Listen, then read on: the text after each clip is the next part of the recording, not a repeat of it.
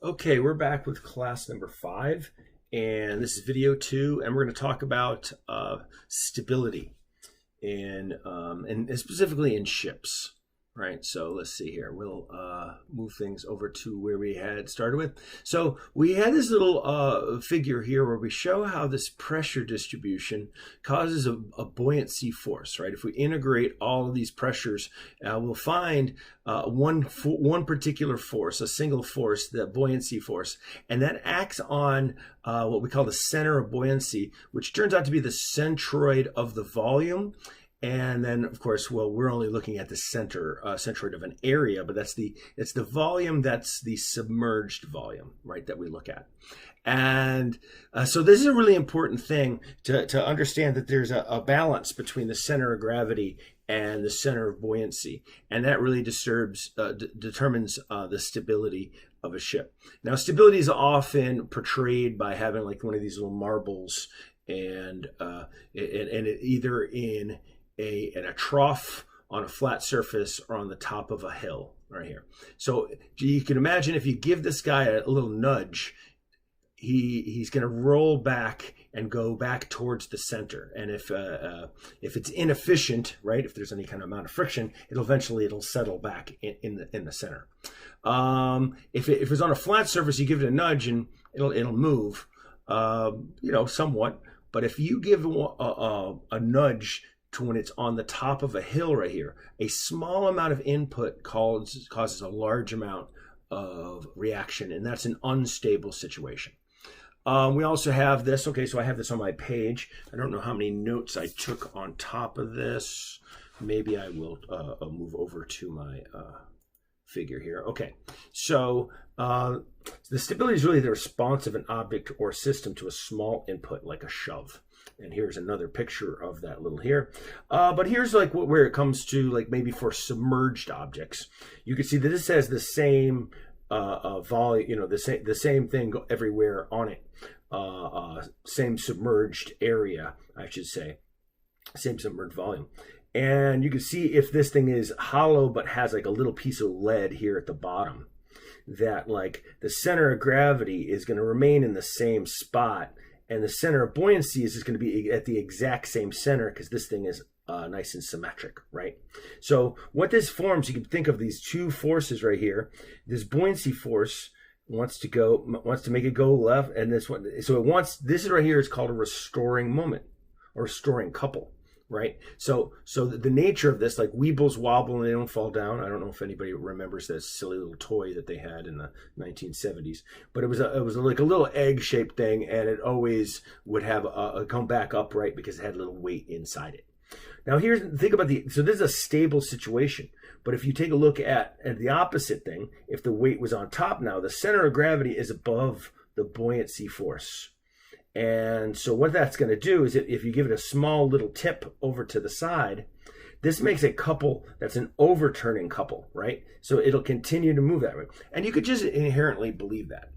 Well, what happens with ships, these are fully submerged up here, but this is only partially submerged. And well, let's say that we've moved a weight over here, or the waves have forced the ship to come back over to the side. Right, something external has made this thing. Well, the area now is different than this, so the center of buoyancy actually moves outwards, which is actually a good thing still, because we still have a restoring couple. But if the ship was really tall and slender this way right here, you would note that the change in motion, the motion of this would change the location of that center of buoyancy and move it outward right here, where the center of gravity is still up high, right? So that's going to cause this overturning couple. So there's this balance that we're playing when we look at a ship's design, and quite often, we might make the ship kind of pointy and slender, but this is still rather a flat bottom right here. But we can imagine that some ships, even like some like a sailboat right here might have some kind of like So, I'm trying to remember the naval architecture terms for that, but it's escaping me right now. But they do have a lot more shape to them, so they're a little bit more like this than they are like this right here, right? Well, what we have to, so we have to be a little bit careful when we have more tall sort of profiles.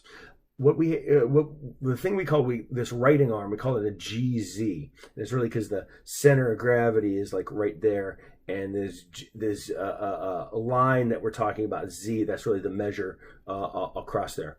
And this is really comes up to, there's something called a metacentric height, the metacenter M right up here.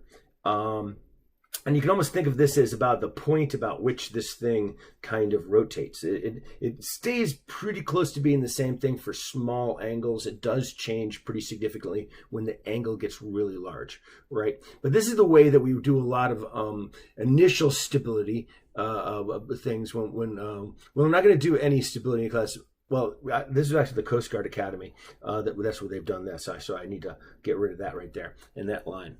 But I've actually done the tests where we go to try to identify the location of the metacenter for particular hulls. I usually did stuff for small vessels. We got contracts because there was a disaster for some tour boats in a New York lake, where all the tourists went over on these pontoon boats that didn't really have stability. At the time, they didn't have required stability tests, and this one was just too close to the margin. Usually what you're saying, you want to have a pretty good safety factor kind of margin. But after they had this disaster where tourists died, they changed some of the rules. And so now smaller vessels had to have these, what they call inclining experiment, which sounds like it's kind of a silly thing. But it's not an experiment. It's here's one I got a couple pictures up. I thought this was a pretty interesting one. I don't know how big the picture, I didn't actually go in here, but this is what a stability test looks like. I'm gonna make this bigger here. Let's go zoom in.